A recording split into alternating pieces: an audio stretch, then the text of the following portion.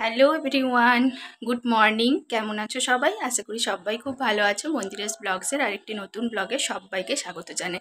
আজকে হচ্ছে শুক্রবার, সকাল এখন বাজে 7:30। আমি রেডি হয়ে গেছি। কেন রেডি হয়েছি বলো তো? তোমরা নিশ্চয়ই থাম্বনেল আর টাইটেল দেখে বুঝতেই পেরে গেছো। হ্যাঁ, আমি যাচ্ছি আসানসোল বোনের বাড়ি। চলো তোমাদেরকেও সাথে নিয়ে যাচ্ছি। চলো, গাড়ি এসে ওয়েট করছে। চলো বেরিয়ে পড়া যাক তাহলে। চলো গাড়িতে উঠে পড়েছি। এবার আমরা যে বসে পড়েছি, এবার অটোতে করে যাচ্ছি, সিটি সেন্টারে যাব, বাস ধরবো।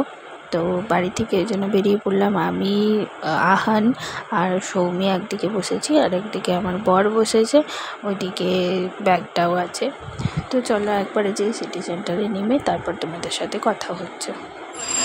চলো আমরা নেমে গেছি, সিটি সেন্টারে চলে এসেছি। এই যে বাস, এখানে সব বাসগুলো দাঁড়িয়ে আছে, ওদিকে অটোটা স্ট্যান্ড আছে। আর এই যে আমার তিথি, আর এই দেখো আমার বেটু। একটু হাই করে দাও তো। হাই। চলো এবার বাসে চাপবো। তো বাসে চেপে তারপর যাবো এখানে। চলো তোমাদের সাথে কথা হচ্ছে। চলো আমরা নেমে গেছি।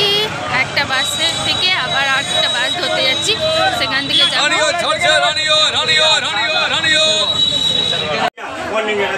চলো আমরা বসে গেলাম বাসে, বাসটা পুরো ফাঁকা আছে। আর এবার যাবো, আরো 1 ঘন্টা লাগবে। যে আবার কথা বলছে। আমরা চলে এসেছি, এই দেখো চলে এলাম, আমরা পৌঁছে গেছি বুনুর বাড়িতে। এই দেখো বুনুর, দেখো দুটোকে কোলে নিয়েছে। এইমাত্র গাড়ি চালাচ্ছিল, সেটা দেখানো হলো না। তো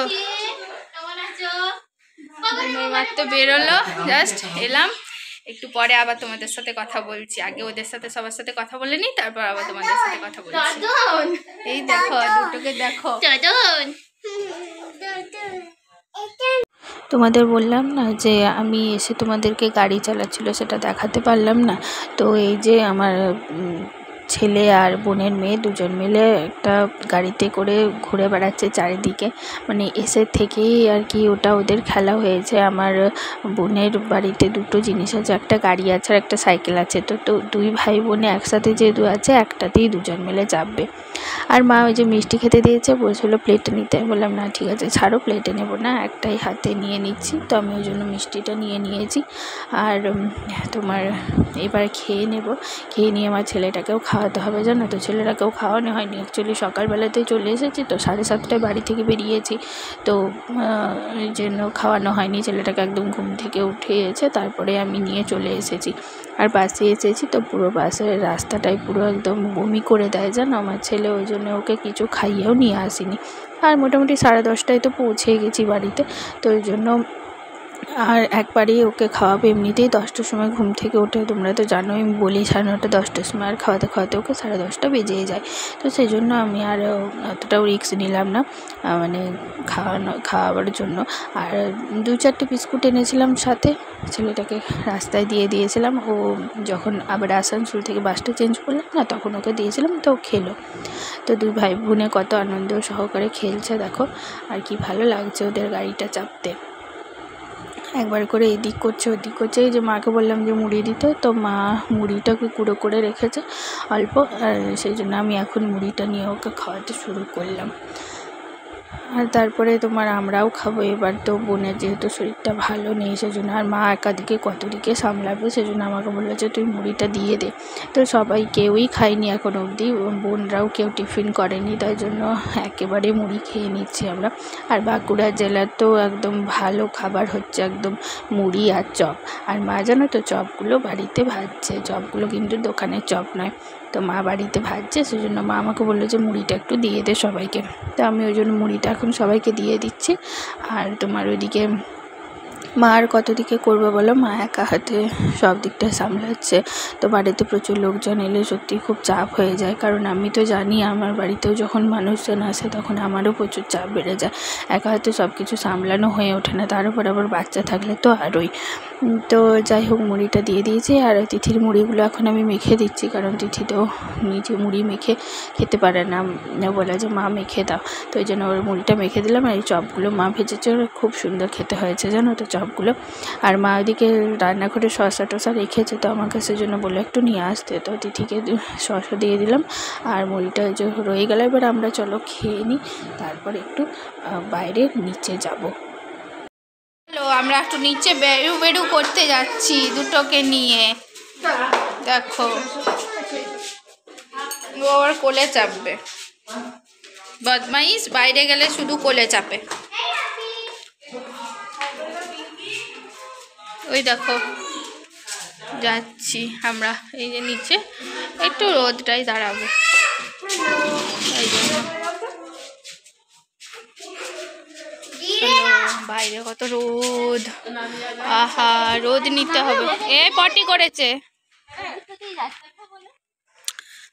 দেখো,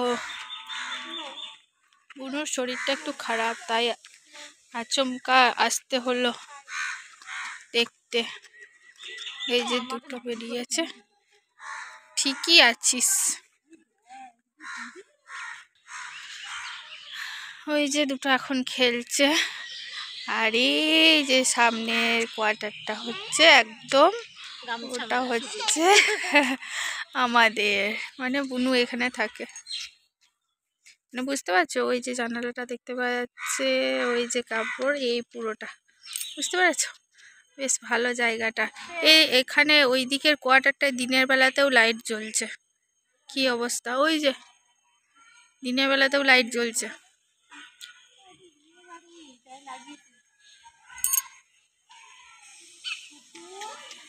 খেলছে দেখো, বড় জায়গা আছে, খুব সুন্দর খেলছে।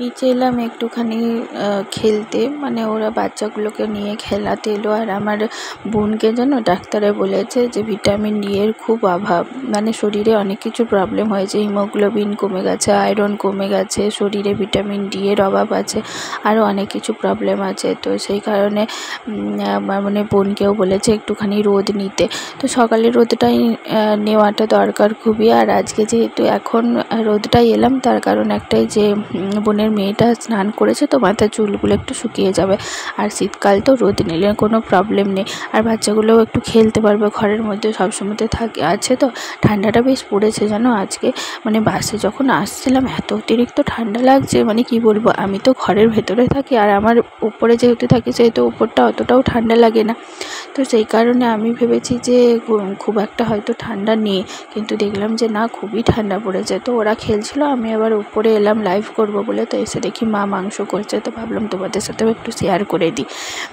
তো তারপরে আর কি লাইভ করছিলাম তোমাদের সাথে, সবাই তো জানো যে তোমাদের সাথে প্রচুর গল্প করি আমি 1 ঘন্টা, তো সেই জন্য। আর এইদিকে এবার খাওয়াবো, শেষও হয়ে গেছে আমার লাইভটা করা, তো তারপরে আমি রোজই 12:30 থেকে লাইভে আসি, তোমরা তো জানোই।